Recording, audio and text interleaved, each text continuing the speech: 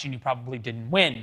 It is a big jackpot tonight. More than ever, though, the lottery ends up as a tax on those who can least afford it. According to the National Gambling Impact Study Commission, that's a mouthful, 10% of players make up 66% of lottery sales. That 10% is usually lower income, high school dropouts, and disproportionately black. The lottery will tell you the money's helping out schools, and it is. Of the $29 billion collected by states a year, $14 billion is given to education, but more of the money is going to wealthier districts. Illinois, for example, took in $786 million in lottery tax revenue last year, their third largest in history. Most all of it goes to the Common School Fund. It makes up 10% of school funding. Wealthy districts, though, get 18% more per student than districts in poor communities. So basically, low-income, poverty-ridden communities fund the lottery. Their schools get significantly less than the rich neighborhoods. And that is not the only problem. E.J. Antoni, research fellow, regional economics and Center for Data Analysis at the Heritage Foundation, is with us now. All right. So at some level, though, does the lottery give more money to education than it would or without the lottery?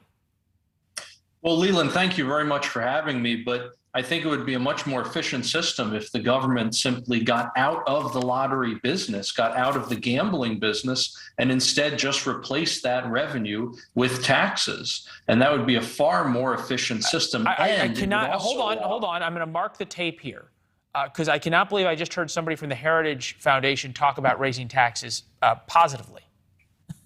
Certainly. Well, I mean, at the end of the day, right, it's not that we want no government. It's not that we want to just get rid of the government entirely and have anarchy. We need government for certain things, and we need to fund government so that it can do the things it needs to do. And at the risk of sounding like Kamala Harris there, that is a 100% accurate statement.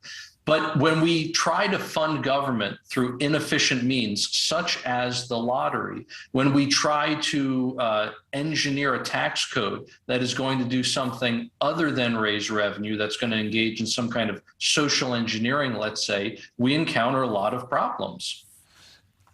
Is the problem with the lottery getting better or worse? I think about in Illinois, where the poorest areas have dozens of places you can buy lottery tickets, and the richest have none. Certainly. Well, not only is it getting worse, but if you look at, for example, some of these education dollars, where they're going, it makes absolutely no sense that we're going to have a lottery that functions like a tax on high school dropouts, and then we're going to use some of that money not only to fund lower education like K through 12, but to fund colleges as well. Why on earth are we using people who never went to college to fund other people who are going to go to college? It just further adds to the regressive nature of the tax. Is there a solution, or is it worth it if you flip that around in terms of where the money is going? Or does the fact that by the statistics, this is a tax on the poor, predominantly carried by the poor, that in the end, it just can't work? No, I think it largely just can't work. And, some people accuse the lotteries, for example, of being predatory. And it isn't even so much that, for example, stores will decide to sell lottery tickets because they're in a poor neighborhood, like they want to prey on the poor. It is simply because that's where the demand is. Right.